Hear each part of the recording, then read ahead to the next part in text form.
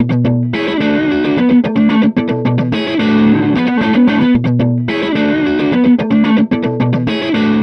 soy Antonio Mejiaro, candidato común del PRD y PT por el Distrito 2 con cabecera distrital en Jerez, Zacatecas. Hemos hecho un recorrido muy intenso por el distrito y conocemos el estado porque en los diferentes puestos que he ocupado como diputado local, federal, senador de la República, secretario de Desarrollo Agropecuario o maestro de la universidad, hemos ido prácticamente al 90% de las comunidades de todo el estado.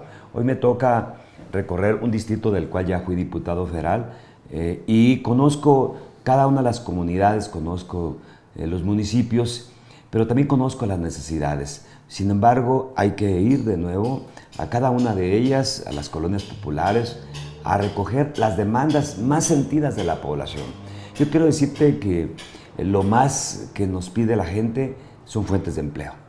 La gente quiere trabajar, las mujeres, los hombres, los jóvenes, hasta las personas de la tercera edad buscan un empleo, porque hoy ya no es suficiente un solo ingreso. Hoy tiene que trabajar el esposo, la esposa, los hijos. Todos los políticos decimos que vamos a crear más fuentes de empleo, sin embargo, no decimos el cómo. En mi caso, yo tengo una propuesta muy concreta de cómo generar los empleos. Es necesario reactivar algunos sectores que son un potencial enorme para la generación de empleos. Eso está demostrado inclusive por estudios de la FAO, que un sector que es altamente generador de empleos es el campo, o sea, el sector rural. Por eso mi propuesta radica en que debemos reactivar al campo mexicano, en este caso el campo zacatecano, para que pueda ser un campo productivo, que sea un campo rentable, pero para ello se tienen que hacer varias cosas. Una, necesitamos revisar el contexto nacional e internacional y lo local. Es urgente revisar y sacar del Tratado de Libre Comercio que tenemos con Estados Unidos y Canadá, el mentado Telecán, productos altamente sensibles a la apertura comercial, como es el frijol, el maíz, la leche, la carne.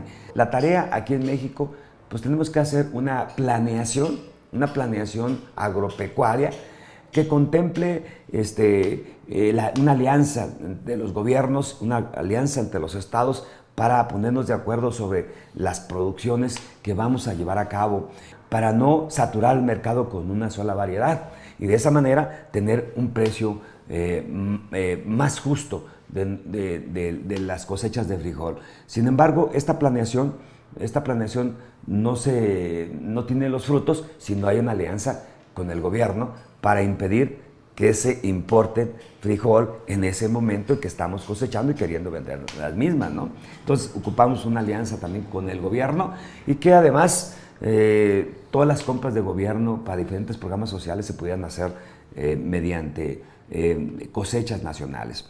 Bueno, pero en el campo, ¿qué hay que hacer? Pues construir más presas, pero también hacer un uso eficiente del agua que captamos y almacenamos a través del riego tecnificado por microaspersión o por goteo, de tal manera que no desperdiciemos el agua, porque todavía se desperdicia en un 60% el agua.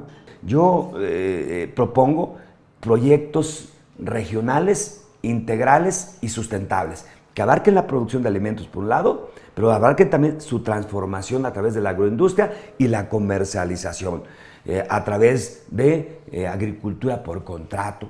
Pero también en el campo habrá que regresar la asistencia técnica, el extensionismo, el crédito, el seguro y mecanizar al campo. Bueno, otra de mis prioridades es la educación.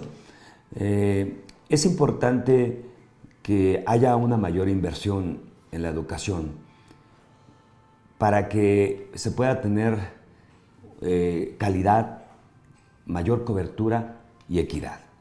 Yo no estoy de acuerdo con la reforma educativa que se llevó a cabo, porque realmente fue una reforma laboral dentro de la reforma educativa. Fue una reforma para cercenar derechos de los trabajadores de la educación. Hoy no tienen seguridad laboral con esa reforma educativa. Yo no he visto que producto de esa reforma educativa haya una mayor inversión en la educación.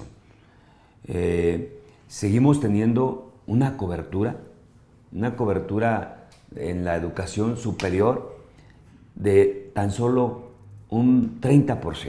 ¿Qué quiere decir esto? Que de cada 10 jóvenes que tienen edad universitaria, solamente 3 acceden a una institución de educación superior. Por eso, una de mis propuestas es mayor inversión en la educación, para lograr la equidad, para que los jóvenes que viven en comunidades apartadas, lejanas de las cabeceras municipales, también puedan acceder a las instituciones de educación superior. Porque hablo de un 30% de cobertura a nivel nacional, pero si lo trasladamos a nivel estatal y si vemos qué tanto son los jóvenes que estudian a las cabeceras y qué tanto en las comunidades, la cobertura a nivel de comunidades marginadas, lejanas de las cabeceras, es muy baja. De cada 10, quizá 1 o ninguno acceda a una institución de educación superior. Entonces, tiene que haber equidad. La calidad de la educación, yo estoy de acuerdo, pero necesitamos invertirle más a la educación para que pasemos de gises, borradores y pizarrones y butacas en mal estado a tener escuelas dignas que puedan estar equipadas con computadoras, con el servicio del internet, con buenas bibliotecas, con laboratorios, para que realmente nuestros productos, que son los alumnos, sean formados con calidad. En el caso de la educación superior, hemos visto de parte del gobierno federal y también del gobierno estatal poco interés. Y un ejemplo lo tenemos con la Universidad Autónoma de Zacatecas, mi alma mater. Yo soy maestro de la universidad desde hace 25 años. Y bueno, pudimos ver cómo casi la universidad estuvo por un mes en huelga.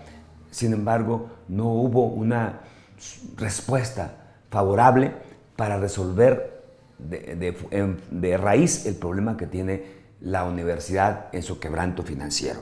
Necesitamos carreras de vanguardia, carreras emergentes, carreras que vayan a resolver el problema regional o el problema estatal y los problemas nacionales. Es cierto, hay que revisar la oferta educativa, habrá carreras que no las tiene la universidad y que debemos buscar que atiendan y resuelvan problemas del estado de Zacatecas y del país. En el caso de la salud, también tenemos propuesta.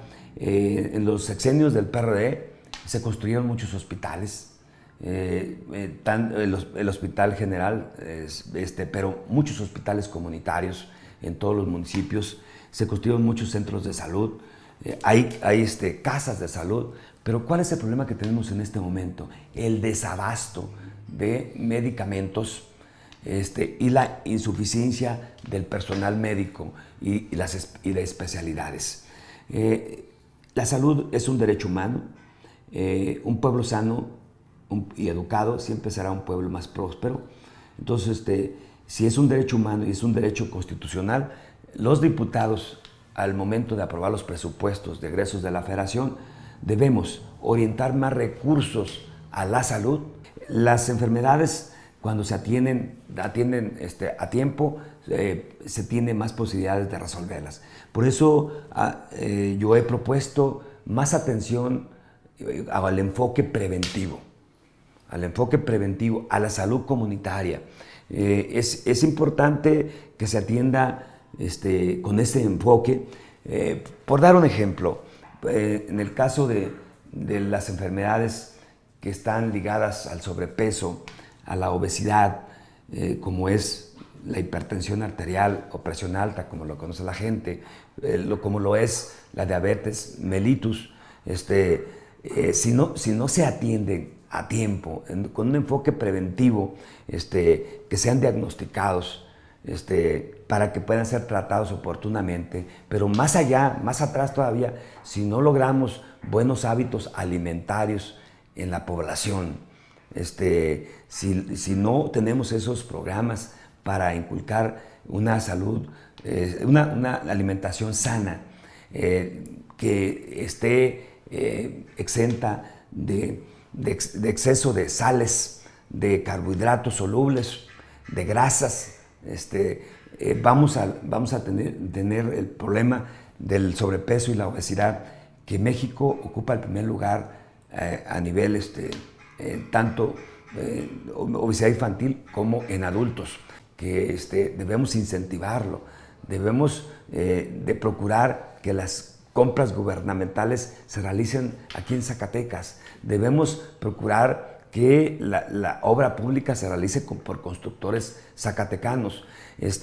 Si nosotros incentivamos a la pequeña y mediana empresa, que son las generadoras de los empleos en México y en Zacatecas, nosotros tenemos que estimular y fomentar a la pequeña y mediana empresa, y por eso estoy en desacuerdo con la reforma fiscal, la reforma hacendaria que se llevó a cabo, y me he propuesto que vamos a hacer modificaciones a esa reforma hacendaria, a esa reforma fiscal, para que no sea obligatoria, en este caso, la contabilidad en línea, para que no se obligue al pequeño comerciante la emisión de la facturación electrónica. Nosotros queremos que regresemos al régimen de pequeños contribuyentes, al régimen que se le conoce como repecos. No vamos a aprobar la nueva ley de aguas nacionales. Esta ley de aguas nacionales que pretende aprobar después de las elecciones el PRI y el PAN, es más de lo mismo, privatización. No podemos estar de acuerdo en que se entregue la administración del agua a las empresas privadas, porque las empresas hacen negocios y el agua es un derecho humano. El agua es un derecho fundamental y no debe ser un negocio de particulares. No estamos de acuerdo porque se subirían las tarifas para el agua para uso doméstico, pero también se limitaría, se disminuirían los volúmenes de agua para la agricultura. Entonces, si limitamos el agua a la agricultura, pues entonces vamos a aumentar la dependencia agroalimentaria y estamos expuestos a una crisis alimentaria. Vamos a perder más soberanía alimentaria y seguridad nacional. Necesitamos modernizar nuestras redes de conducción de agua potable, que también se desperdicia un 60%, ¿sí? En muchas ocasiones, por redes obsoletas que tienen muchas fugas. Necesitamos dotar, en este caso, a los hogares que tengan el equipamiento necesario para que evitemos fugas y para que no desperdiciemos el agua. Esas son las políticas que tenemos que hacer. Es importante, que yo lo proponía, que cada 10 años se pudieran hacer esas revisiones, y en función de eso, esos estudios geológicos, ya se determinara en qué región del estado ya no se permitiría abrir más pozos, pero en cuáles sí. Sin embargo, yo insisto, le daría más atención a la captación, al almacenamiento del agua, porque si hacemos presas, inclusive le infiltramos agua al subsuelo. Entonces, alimentamos nuestros mantos acuíferos. En primer lugar, la corrupción y la impunidad es el cáncer más agresivo que tiene el país. Y es un cáncer que invade a todas las esferas públicas, a los 3 órdenes de gobierno y a los 3 poderes. Y podemos mencionar muchos ejemplos, pero no hay el tiempo para eso.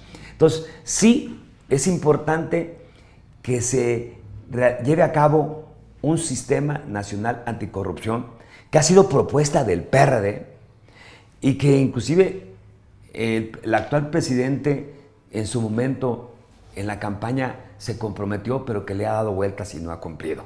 Y que nosotros necesitamos que sea un sistema anticorrupción con órganos autónomos, no dependientes del gobierno. Tendría que fomentarse unos órganos autónomos donde participaran organizaciones de la sociedad civil, ¿sí?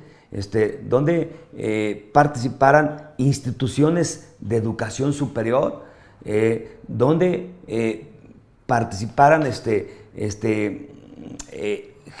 de algunas fundaciones que están en la lucha contra la corrupción y obviamente con representación también del Poder Legislativo, entre otros, ¿no? Pero que fuera, pues, en este caso, autónomo, independiente, que no dependía del Poder Ejecutivo. Debemos hacer 3 cosas. Una, lo que usted dice, hacer pública nuestra declaración patrimonial, para que la gente se dé cuenta de cuáles son los bienes que tiene un político o candidato al momento de llegar a ocupar un puesto y cuáles son los bienes que va sumando en el transcurso del puesto, para que se pueda hacer una contrastación entre sus ingresos y los bienes o el recurso que tenga. Eso es importante. Segundo, también he propuesto, y lo vamos a hacer los próximos días, que los candidatos nos hagamos pruebas toxicológicas, que acudamos en presencia de los medios, al laboratorio que escojan los medios, para que nos hagan las pruebas necesarias para que demostremos que no consumimos ni usamos drogas y que el resultado de esas pruebas le entreguen una copia a los medios para dar la garantía de que tendrán diputados, tendrán representantes populares que no consumen drogas, porque esto es importante. Tercero, yo he dicho que es una parte que estamos viendo cómo se realizaría si a los policías se les hace las pruebas de confianza. Pues yo creo que los policías y los políticos estamos con ese nivel de desconfianza que también debíamos sujetarnos a ese tipo de pruebas, al menos a la de polígrafo, ¿verdad? Para que demos garantía que no tenemos cuentas pendientes con la ley y que no tenemos nexos con la delincuencia. Es importante. Habrá que revisar cómo se llevaría a cabo para que realmente fueran pruebas que sí se llevaran con la institucionalidad que se requiere, ¿verdad?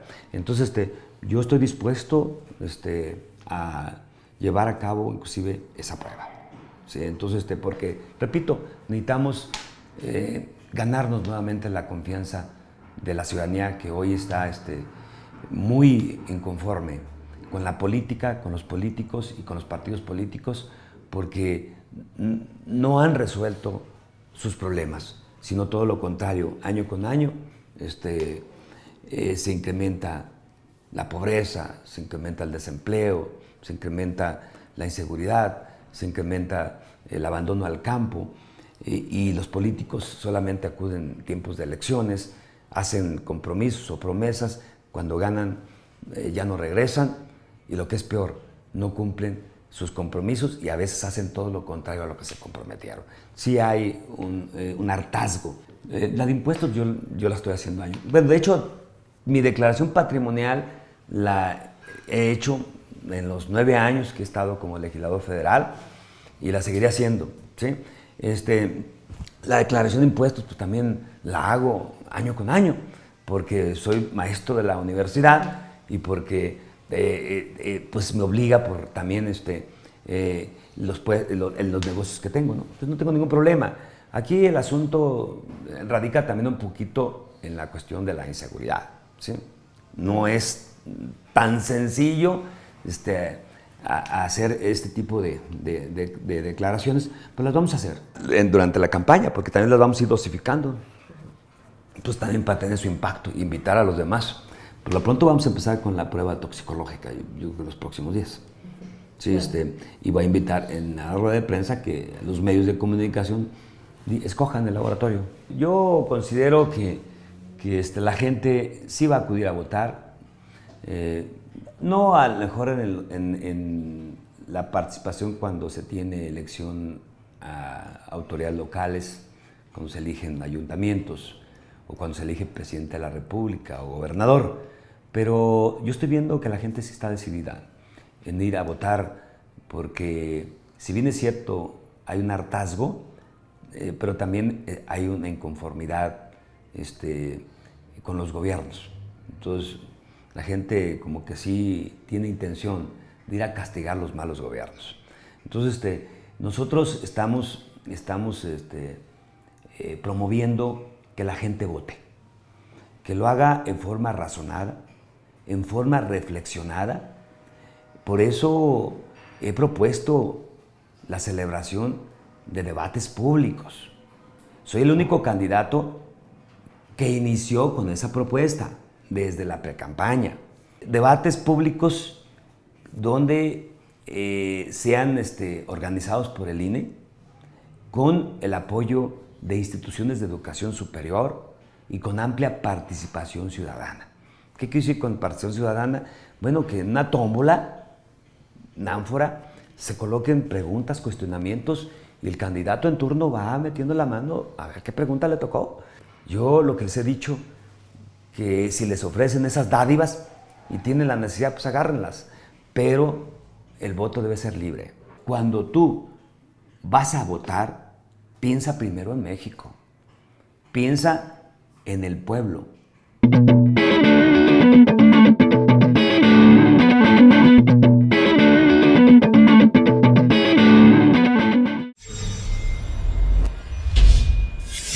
La Jornada Zacatecas TV, un espacio de libertad.